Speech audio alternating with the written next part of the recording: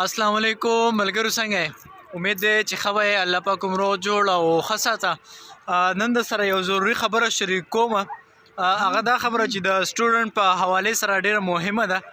زما په خیال باندې چې نن کلاس کې ناست وو، پرنسپل صاحب یو خبره وکړه. د پرنسپل صاحب خبره ډېره ښکلې وه، زما زړه ته پرېوته. نو ما وایي چې زه ستاسو سره هم دا زړه مې وغوښته چې ستاسو سره هم شریکه کړم. هغه په کلاس کې دا خبره وکړه چې د لرنینګ حوالې سره وه چې تاسو لرنینګ به څنګه کوئ.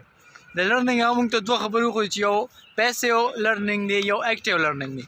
نو په کار ده تاسو له چې تاسو ټول څه وکئ، اکټیو لرنینګ وکئ. دا اکټیو لرنینګ تاسو ته فایده دا ده چې تاسو په هغه څیز کې په خپله انوالو شئ. که موږ چېرې پیسیو لرنینګ ته پرېوځو، پیسیو لرنینګ په تمه شو چې موږ به پیسیو لرنینګ وکړو، نو په پیسیو لرنینګ کې موږ ته ډېر نقصانات دي. هغه دا دي چې هغه به موږ د بل په تمه شو، په تمه باندې به ناست یو چې پلانې به راشي، سر به راشي، ټیچر راشي، یا زما ملګری فرنډ څوک راشي، هغه ماته لرنینګ وکړي، هغه خبره زه د هغه نه زده کومه.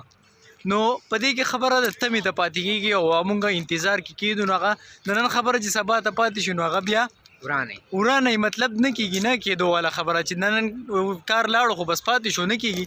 سبا بیا بل کار دی، سبا کارونه نور سیوا کېږي. نو د نن کار سبا ته پرېښودل نه دي پکار.